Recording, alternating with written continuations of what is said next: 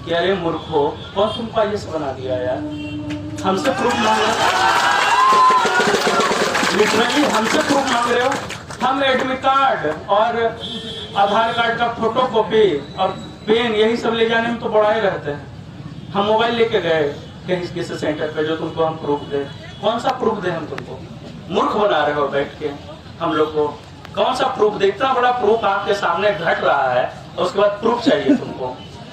आप देखिए आयोग का कारनामा देखते जाइए और हम लोग से जवाब मांग रहा है। बढ़िया से बैठे 8 दिन से जवाबें देने के लिए बैठे हैं, बढ़िया से जवाब देंगे, आप लोग के सामने देंगे और आप लोग को हर एक सवाल पूछने का मौका देंगे। खुल के पूछिएगा, है ना, क्योंकि आयोग जैसा हम लोग चोर नहीं है कि जवाब देने में भागेंगे, आनाकानी करेंगे। पूरा सामने है और हक से, सामने से, सच्चाई से आवाज आपका जवाब देंगे, ठीक है।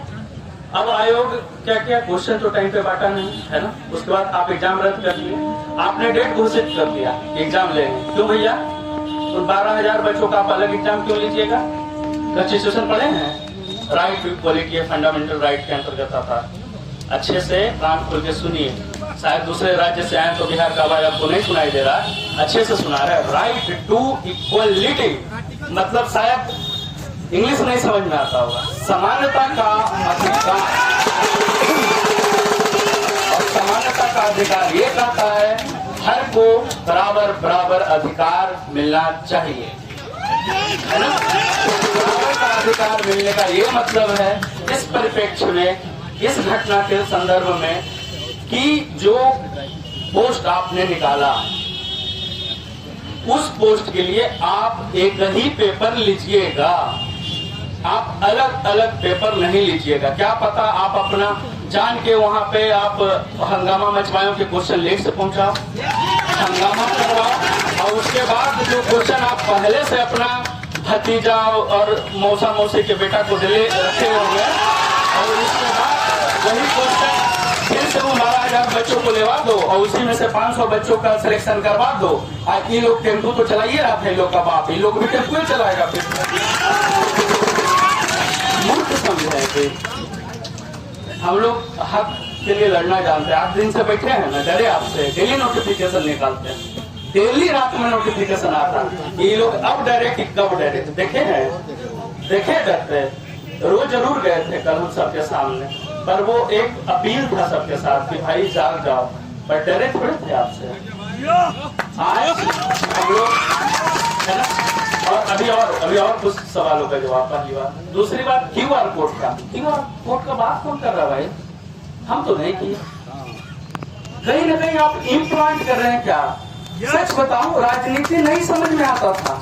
यहाँ जब 8 दिन बैठे हैं ना और इन लोग का जब कारनामा देख रहे हैं तब राजनीति समझ में आ रहा है कि ये इतना गंदा राजनीति होता है।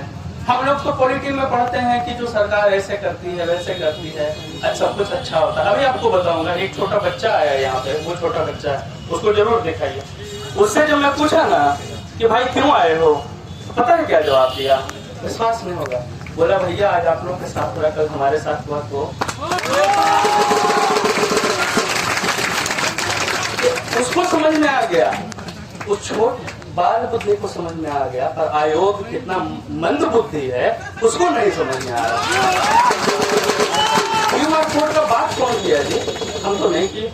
क्यूआर कोड का हम बात ही नहीं कर, आप इम्प्लांट कर रहे हैं। आप वहां से भेजते हैं अपने, है ना, सारे चाटुकार को आता है, बच्चों के बीच में फैलाता है कि क्यूआर कोड का बात करो ना, क्यूआर कोड का। नहीं, हम नहीं कर रहे। वो प्रोबेबिलिटी है किसी 4 ऑप्शन के पास, 1 ऑप्शन के पास रहेगा ही, है ना। क्यूआर कोड का पूरी तरीके से खंडन करते हैं, वैसे कोई बात नहीं।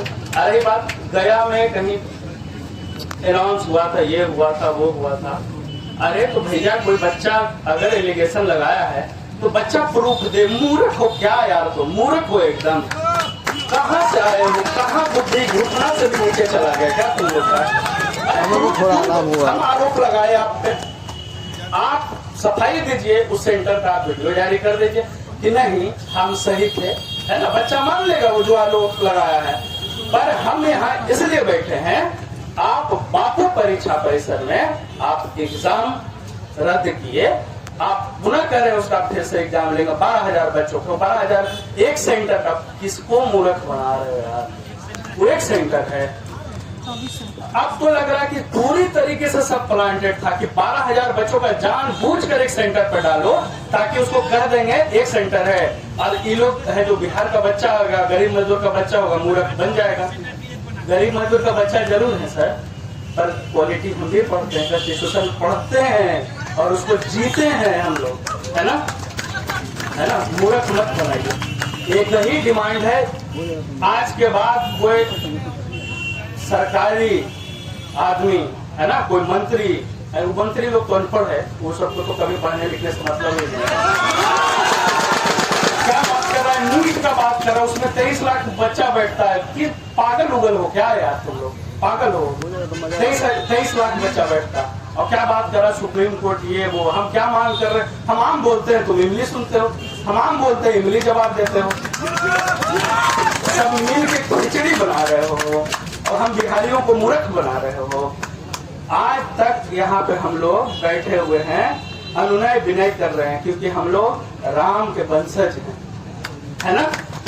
और राम जी भी समंदर के किनारे बैठ के अनुनय विनय कर रहे थे, और उसके बाद जब समंदर नहीं माना तो राम जी क्या उठाए ना, हम लोग आज वही उठाने वाले हैं। पूरी तरीके अहिंसात्मक तरीके से आपके खिलाफ बाण उठाए पूरी तरीके से। तो ये तो हो गया, आयोग का बखिया उधेड़ दिए, बढ़िया से उधेड़ दिए, और आयोग को फिर से खुली चुनौती दे रहे हैं चेयरमैन साहब को, अकेले मत आइए, 5 IAS को लेके आइए, उससे नीचे कर्मचारी को मत लाइएगा, 5 IAS को लेके आइए। अभी मीटिंग के सामने डिबेट कीजिए, डेमोक्रेसी है ना जी, डिबेट कीजिए आके बैठ के। कल रात में नोटिफिकेशन लगा दिए कि ये नहीं करेंगे, बिना हमसे बात किया। आप होते कौन है, हमारे पैसे पे पल रहे हैं, हमसे बात किया। पैसा कहाँ से, आपको जो सैलरी मिला पैसा कौन दिया, हम अपना पेट काट रहे हैं तो आपको सैलरी मिला, मजाक बना के रखे हैं आप। आयोग का बखिया उधेड़ दिए, कहते हैं फिर से चुनौती देते हैं, आप 5 IAS के साथ आइए, हमसे बात कीजिए, डिबेट में हार जाएंगे, उसी दिन बुढ़िया बिस्तर समेट के यहाँ से चले जाएंगे। आज जिस दिन आप हारिएगा, री एग्जाम भी कराइएगा और बुढ़िया बिस्तर समेट के हमारे राज्य से बाहर जाएंगे। अब आपको दूसरी बात बताते हैं, कल जो वीडियो में जब मैं अपील किया था, कम से कम तो 30 से 40 बहन रात में आई है, रोते हुए पहुंची थी, उनका हृदय जाग गया और उनको बातें समझ में आ गई। लगातार रात में माँ सब आ रही है कि बेटा अकेले मत समझना खुद को, बेटा खुद को अकेले मत मान, तुम्हारे साथ। अभी सुबह में फिर ये माँ आई, आज जब इनसे पूछा कि आप क्यों आई माँ, तो बोली अरे इतना सारा मेरा बच्चा भूखा यहाँ बैठा हुआ है, हम अकेले कैसे घर में रहे। तो बोले कि आपको मुद्दा समझ में आया कि किस मुद्दे की है, उन्हीं के जुबानी से सुनी कि वो क्या समझे। सारे बच्चे यहाँ बैठे हुए हैं एक सरकार के तरफ का, सरकार गूंगी बहरी हो चुकी है, ये डेमोक्रेसी में नहीं चल सकता है, क्योंकि ये बच्चे की भविष्य की बात है और इसको इग्नोर कभी नहीं हो कर सकती है। मैं यही सब देख के उस दिन से मैं देख रही हूँ, सारे बच्चे भूखे प्यासे बैठे हुए हैं और सरकार इसको इग्नोर कर रही है। ये कभी नहीं हो सकता है, क्योंकि बिहार युवाओं का देश है और युवा को नजरअंदाज करके कभी सत्ता सरकार नहीं बना। खोल के सुन लीजिए, जो सरकार में बैठे हैं और जो आयोग और बैठ के जो आपकी खिचड़ी बना रहे हैं, यहाँ पे हम लोग माँ और बहन सबका लाइन लगा देंगे, ठीक है। सबका माँ का ममता उमड़ पड़ा सर, माँ की ममता उमड़ पड़ी है ना, उसमें तो धरती फट जाता है। आप लोग का हृदय नहीं फट रहा, क्योंकि जो 400-500 करोड़ का जो कारोबार है सब प्रभावित हो जाएगा ना।